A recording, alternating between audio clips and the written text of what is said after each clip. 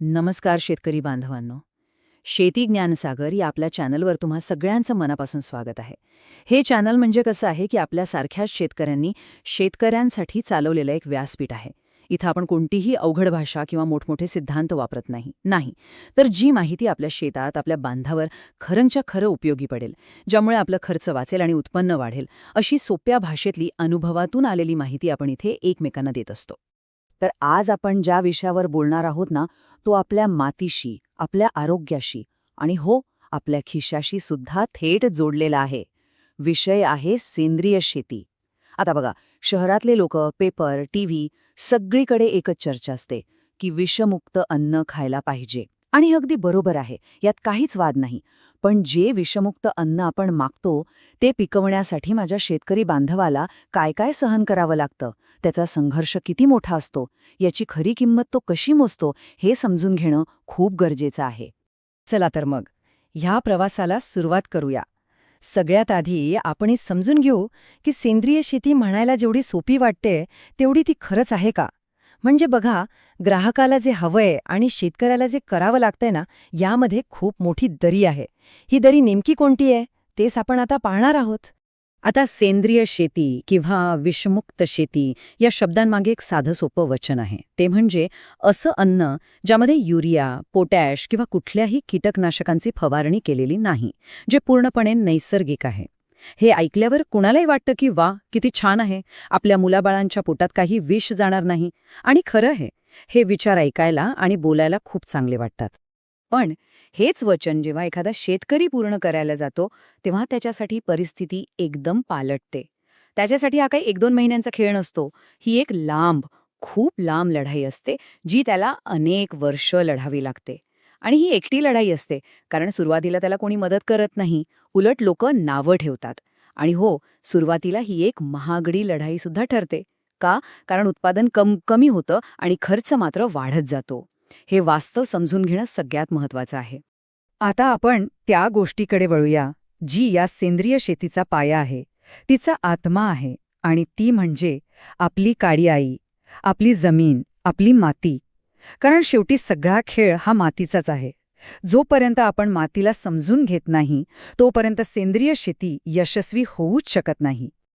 आता एक खूप महत्वाचा शब्द समजून घेऊया, सेंद्रिय कर्ब. हा शब्द ऐकून अजिबात घाबरू नका, मी तुम्हाला एकदम सोप्या भाषेत सांगतो. सेंद्रिय कर्ब म्हणजे काय?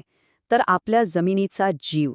जसा आपल्या शरीरात रक्ताशिवाय जीव असू शकत नाही, तसंच जमिनीत सेंद्रिय कर्बाशिवाय जीव नसतो. हा कर्ब म्हणजे काय? तर जमिनीतले करोडो सूक्ष्म जीव, गांडुळं आणि कुजलेला पालापाचोळा. ज्या जमिनीत याचा अंश जास्त असतो ना, ती जमीन एकदम भुसभुशीत असते, पाणी धरून ठेवते. थोडक्यात सांगायचं तर ती जिवंत माती असते. आणि जिथे हे नाही, ती फक्त निर्जीव धूळ आहे, दुसरं काही नाही.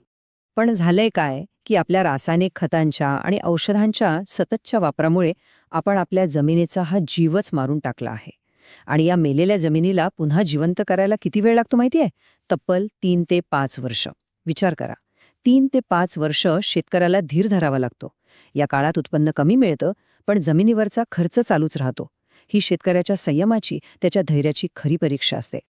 मग प्रश्न येतो की या जमिनीला पुन्हा जिवंत करायचं कसं? याचे 3 मुख्य टप्पे आहेत. पहिला म्हणजे हिरवळीचं खत. म्हणजे काय? तर आपलं मुख्य पीक घेण्याच्या आधी ताग किंवा धैंच्या यांसारखं पीक घ्यायचं आणि ते फुलावर आलं की जमिनीत नांगरून गाडून टाकायचं. हा जमिनीसाठी एकदम पौष्टिक आहार आहे, जणू काही टॉनिकच. दुसरा टप्पा आहे जैविक जीवाणू वापरणे. म्हणजे जमिनीत पिकाला मदत करणारे चांगले जीवाणू सोडणे. जसं आपण दुधाला विरजण लावून दही बनवतो, तसंच हे जीवाणू जमिनीत जाऊन तिची सुपीकता वाढवतात. आणि तिसरा, सगळ्यात महत्वाचा टप्पा, हानिकारक रसायनं पूर्णपणे बंद करणे. एक थेंबही नाही. बरं, आपण जमिनीबद्दल तर बोललो, पण आता त्या शेतकऱ्याबद्दल बोलूया जो ही जमीन कसतो. कारण त्याचा संघर्ष फक्त जमिनीच्या सुपीकतेपुरत्या नसतो, त्याला दुसऱ्या अनेक आघाड्यांवर लढावं लागतं. त्याचा खरा संघर्ष काय आहे ते आता आपण पाहूया. हे वाक्य बघा, हे प्रत्येक शेतकऱ्याच्या मनातलं आहे. बाजारात गेलं की अनेक कंपन्यांचे लोक येतात. हे आमचं औषध वापरा, उत्पादन दुप्पट होईल. हे बियाणं घ्या, काहीच रोग येणार नाही, असं गोड बोलून सांगतात. आणि अनेकदा यात शेतकऱ्याची फसवणूक होते. पैसे तर जातातच, पण पिकाचंही नुकसान होतं. तरीही पुढच्या वर्षी नवीन आशेने तो पुन्हा एकदा विश्वास ठेवतो. हा त्याचा भोळेपणा नाहीये, तर त्याचा नाईलाज आहे. सेंद्रिय शेतीकडे वळणाऱ्या शेतकऱ्यांसमोर 4 मोठी संकटं उभी राहतात. पहिलं, सुरुवातीची 2-3 वर्ष उत्पादन हमखास घट्ट. दुसरं, रासायनिक फवारण्या बंद केल्यामुळे पिकावर कीड आणि रोगांचा हल्ला अचानक वाढतो. तिसरं, या सगळ्यावर उपाय काय करायचा याचं खरं खात्रीशीर ज्ञान त्याला सहज मिळत नाही. आणि चौथं संकट म्हणजे एवढं सगळं करून, कष्ट करून विषमुक्त माल तयार केला तरी बाजारात त्याला इतर मालापेक्षा जास्त भाव मिळत नाही. ग्राहक आणि व्यापारी दोघेही त्याला एकाच दराने मागतात. पण म्हणतात ना, प्रत्येक कुलपाला एक किल्ली असतेच. तसंच या सगळ्या समस्यांवर आपल्याच निसर्गात, आपल्याच बांधावर सोपे आणि कमी खर्चाचे उपाय आहेत. अनेक हुशार शेतकऱ्यांनी ते शोधून काढले आहेत. चला, आता आपण त्या उपायांबद्दल बोलूया, जे आपलं आयुष्य बदलू शकतात. चला, एक उदाहरण घेऊया, फळमाशीचं. आपल्यापैकी जे शेतकरी वेलवर्गीय पिकं घेतात, म्हणजे दोडका, कारली, काकडी, टरबूज, त्यांना चांगलंच माहीत आहे ही फळमाशी किती भयानक आहे. ही एक छोटीशी माशी आपलं 30% ते 70% नुकसान करते. फळाला एक छोटासा डंख मारते आणि आत अंडी घालते. वरून फळ अगदी छान दिसतं, पण आतून पूर्ण सडून गेलेलं असतं. यावर कितीही महागडी औषधं मारली तरी ती नियंत्रणात येत नाही. मग यावर उपाय काय? तर माशीला मारण्यापेक्षा तिला समजून घ्यायचं, तिची जीवनशैलीच बिघडून टाकायची. पहिला उपाय, पीक लावण्याच्या 15 दिवस आधीच शेतात फळमाशीचे सापळे लावायचे. याने काय होतं की नर माशा आधीच पकडल्या जातात. दुसरा उपाय, शेताच्या कडेने काही पपईची झाडं लावायची. थंडीच्या दिवसात या माशा पपईच्या वाळलेल्या, खोडाला चिकटलेल्या पानांखाली आसरा घेतात. तिथेच त्यांना कमी खर्चात मारता येतं. आणि तिसरा उपाय म्हणजे तिला अंडे घालण्यासाठी योग्य वातावरणच मिळू द्यायचं नाही. यामागचं विज्ञान खूप सोपं आहे. जगातला प्रत्येक जीव, मग तो पशु असो, पक्षी असो, कीडक असो, सगळ्यांना आपली पिल्लं किंवा अंडी घालण्यासाठी एक शांत, सुरक्षित आणि स्थिर जागेची गरज असते. आता विचार करा, जर आपण त्यांच्यासाठी हे वातावरणच अशांत करून टाकलं तर काय होईल? अगदी बरोबर, ती कीड तिथे अंडी घालणारच नाही, ती दुसरीकडे निघून जाईल. आता हे करायचं कसं ते बघा. जेव्हा आपल्या वेलांना फुलं लागायला सुरुवात होते, तो पुढचा 1 आठवडा खूप महत्वाचा असतो. त्याच काळात मादी माशी अंडी घालायला येते. तेव्हा आपण काय करायचं? पहिल्या दिवशी संध्याकाळच्या वेळी राखेमध्ये 2-4 थेंब डिझेल मिसळून ती शेतात उडवायची, फक्त वासासाठी. तिसऱ्या दिवशी सुक्या मिरच्यांचा धूर करायचा आणि 5व्या दिवशी उदबत्ती किंवा गुगुळाचा सुगंधित धूर करायचा. हे सतत बदलणारे वास आणि धूर यामुळे माशीला तिथे अजिबात सुरक्षित वाटत नाही आणि ती अंडी न घालताच निघून जाते. यात खर्च जवळपास 0. आणि खतांचं काय? त्यासाठी महागडी रसायनं विकत आणायची काहीच गरज नाही. आपल्या घरात, आपल्या गावातच सगळे उपाय आहेत.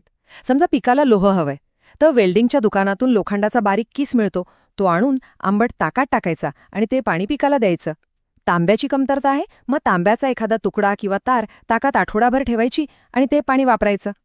पालाससाठी बेलाच्या पानांचा अर्क उत्तम काम करतो आणि स्फुरदसाठी रॉक फॉस्फेट नावाचा एक नैसर्गिक दगड मिळतो. हे सगळे उपाय कमी खर्चाचे आणि जास्त प्रभावी आहेत. तर शेतकरी बांधवांनो, आता आपण ह्या चर्चेच्या शेवटच्या आणि सगळ्यात महत्त्वाच्या टप्प्यात आलो आहोत. शेतकऱ्याचा हा जो संघर्ष आहे ना, तो फक्त त्याचा एकट्याचा नाहीये. तो आपल्या सगळ्यांच्या अन्नाशी, आपल्या आरोग्याशी आणि आपल्या देशाच्या भविष्याशी जोडलेला आहे. हे वाक्य प्रत्येकाने लक्षात ठेवलं पाहिजे. जो शेतकरी रासायनिक खतांचा सोपा मार्ग सोडून देतो, स्वतःचं नुकसान सहन करून आपल्या सगळ्यांसाठी विषमुक्त अन्न पिकवण्याचं धाडस करतो, त्या शेतकऱ्याला आधार देणं, त्याला जगवणं ही फक्त सरकारची नाही, तर आपल्या सगळ्यांची म्हणजे समाजाची जबाबदारी आहे. आणि ही जबाबदारी आपण पार कशी पाडू शकतो? तर फक्त एक छोटीशी सवय बदलून. आपण बाजारात गेल्यावर काय करतो? एकदम चकचकीत, एकसारख्या आकाराची, डाग नसलेली फळं आणि भाज्या शोधतो. पण खरं सांगा, एका झाडाला लागलेली सगळी फळं एकसारखी असतात का? नाही ना. निसर्गात वाढलेली गोष्ट थोडी वाकडी तिकडी, थोडी डागाळलेली असू शकते. आणि तेच खरं अन्न आहे. आपल्याला हे खरं दिसणारं अन्न स्वीकारायला शिकलं पाहिजे. तर मग आजचा शेवटचा प्रश्न मी आपल्या सगळ्यांना विचारतो. जर एखादा शेतकरी आपल्यासाठी, आपल्या मुलाबाळांसाठी विषमुक्त अन्न पिकवण्याची एवढी मोठी जोखीम उचलत असेल, तर एक ग्राहक म्हणून, एक समाज म्हणून त्याला पाठिंबा देण्यात आपली भूमिका काय असायला पाहिजे, यावर नक्की विचार करा. आज आपण इथेच थांबूया. आशा आहे की आजच्या ह्या चर्चेतून आपल्याला काहीतरी नवीन शिकायला मिळालं असेल. जर ही माहिती आपल्याला आवडली असेल तर या प्रयत्नाला नक्की लाईक करा. ही माहिती आपल्या इतर शेतकरी बांधवांपर्यंत पोहोचावी म्हणून जास्तीत जास्त शेअर करा. आणि हो, शेती ज्ञान सागर या आपल्या चॅनलला सबस्क्राईब करायला विसरू